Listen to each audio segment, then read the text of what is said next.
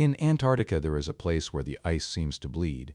A dark red flow slowly descends from an immobile glacier in the absolute silence of one of the most extreme deserts on the planet. It is not an optical illusion, it is not a recent phenomenon, and it has been there for far, far longer than we imagine. The waterfall is as tall as a five-story building.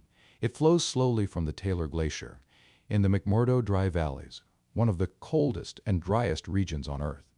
When geologists first observed it in 1911, they thought it was a mistake.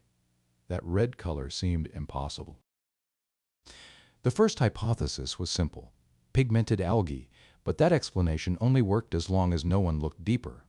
The real answer lay much further back in time. About 2 million years ago, the Taylor Glacier slowly advanced and in doing so, sealed a small lake beneath it. A lake that has never mixed again with the outside world. Down there, trapped in total darkness, entire communities of microbes remained, isolated from light, air, and heat. An ecosystem separated from the rest of the planet for a time that far exceeds human history. A true natural time capsule. That lake is not only ancient, it has remained intact. The microbes that live in this lake do not breathe oxygen, do not see light, and do not know the rhythm of day and night. They survive thanks to chemical reactions linked to the iron present in the water, with a slow, essential, primordial metabolism.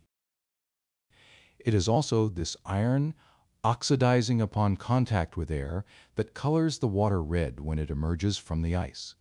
What we see happens only when the water meets the air.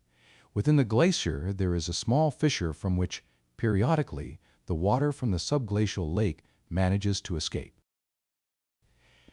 The flow is extremely slow, almost imperceptible, and above all, it does not compromise the internal ecosystem.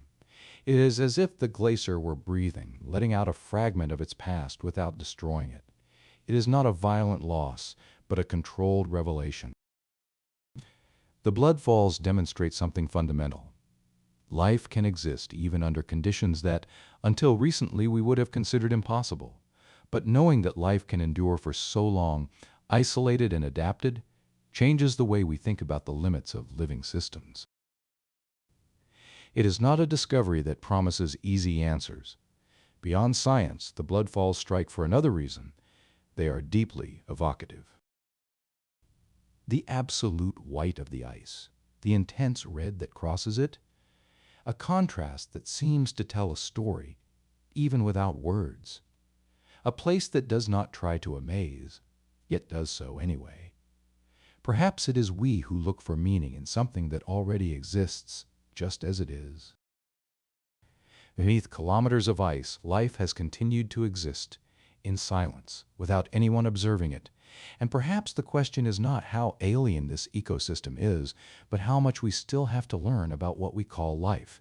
And you, what do you think the blood falls are really telling us?